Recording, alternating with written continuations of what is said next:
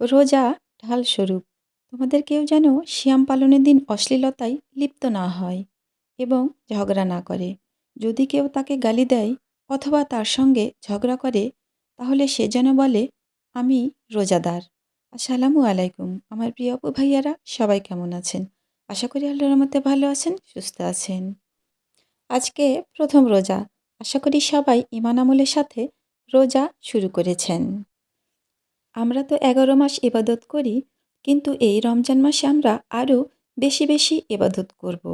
আর আমার প্রিয় আপু ভাইয়াদেরকে বলি যে আমি এমনিতেই ছোট্ট কমেন্টস করি, তারপরে হয়তো আরও ছোট্ট ছোট কমেন্টস করা হবে।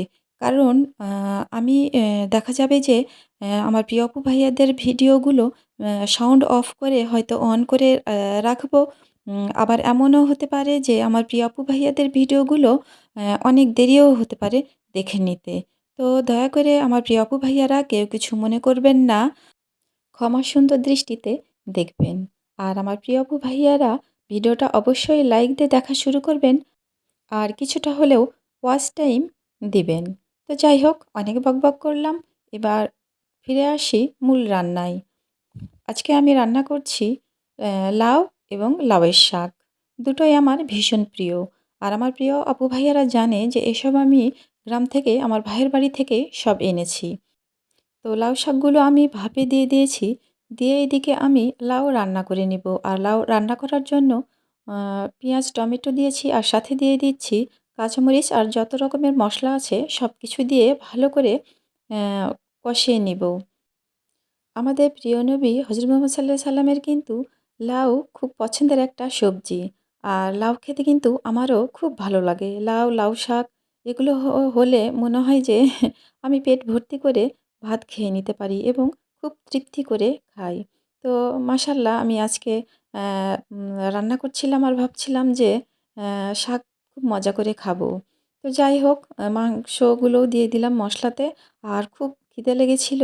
তো এই ফাঁকে আমি একটু সিঙ্গারা, কাঁচামরিচ আর হচ্ছে ক্ষীরা খেয়ে নিচ্ছি। এটা জুবাইর এনেছে ১১টা, সাড়ে ১১টার দিকে ভীষণ খিদে লেগেছিল। মা ছেলে দুজনেই কিন্তু খেয়ে নিলাম। আসলে মূলত আমার এই ভিডিওটা গতকালকের। আর আজকে আমি ভিডিওটা ভয়েস দিয়ে আপলোড দিচ্ছি। তো যাই হোক, এখানে মাংসগুলো সুন্দর করে কষিয়ে নিয়ে এখন দিয়ে দিলাম লাউ। লাউ আর মাংস একসাথে আবার ভালো করে কষিয়ে নিলাম। নিয়ে কিন্তু আমি গ্যাসের চুলার ওইদিকে কিন্তু লাউটা দিয়ে দিয়েছি। ওদিকে লাউটা আর মাংসটা হচ্ছে। আর এদিকে কিন্তু আমি সেই লাউ শাকটা তেলে দিয়ে নেব। কারণ লাউ শাকটা আমার সেদ্ধ করা হয়ে গেছে আর আমি ঠিক পানি ঝরাতেও দিয়ে দিয়েছি। তো এখানে আমি লাউ শাকটা দিয়ে দিলাম। এখন খুব সুন্দর করে লাউ শাকটা ভেজে নিব। আর যেহেতু বাড়ির গাছের লাউয়ের শাক, তো লাউ শাকের শুধু ভাবি আমাকে ডগাগুলোই দিয়েছিল। কারণ আমি ডগাগুলো খেতে বেশি পছন্দ করি আর নরম, নরম ডগা খেলে কিন্তু খুব ভালো লাগে। আর লাউ শাক যেহেতু আমি রান্না করলাম, সাথে কিন্তু আমার ভাজা মরিচও ছিল। তো সেটা আর আমি শেয়ার করলাম না। আর এখন আমি রান্না করে নিব একটু আলু দিয়ে গটির মাছ, যেটা আমাদের আত্রাই ভাষায় বলে চ্যাংয়ের মাছ। তো আমি এই চ্যাং বা গটির মাছ যেটাই বলি না কেন, এটা আলু দিয়ে রান্না করব। কারণ আলু সবজিটা যেহেতু জুবাইরের আপুর ভীষণ প্রিয়, তো যেহেতু লাউ রান্না করলাম, শাক রান্না করলাম, ওর আব্বু হয়তো শাক এমনি একটু খাবে, আর লাউটাও অল্প একটুই খাবে। কারণ এগুলো হচ্ছে খুব একটা বেশি পছন্দ করে না। তো ভাবলাম যে আমাদের পছন্দের শাক সবজি রান্না করলাম। জুবাইর আর আমি দুজনেই কিন্তু লাউ, লাউ শাক খাবো। তো ওর আব্বুর জন্য একটু আলু দিয়ে এই চ্যাংকটির মাছগুলো মাখো, মাখো করে রান্না করে নিই। তাহলে বেচারিও একটু তৃপ্তি করে খেতে পারবে। আসলে মনের দিক থেকে আমিও খুব শান্তি পাবো।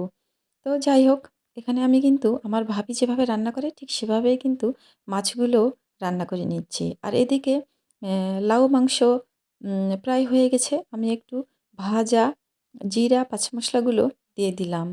তো আলহামদুলিল্লাহ আমার কিন্তু এখানে লাউ রান্না করাও হয়ে গেল। আর এদিকে এই যে মাছগুলো হচ্ছে, আর একটু হলে মাছগুলো রান্না করা হয়ে যাবে। আলহামদুলিল্লাহ সবগুলো খাবার কিন্তু খেতে ভীষণ মজা হয়েছিল। তো যাই হোক, আজকের ভিডিওটা এ পর্যন্তই। সবাই ভালো থাকবেন, সুস্থ থাকবেন। আল্লাহ হাফেজ।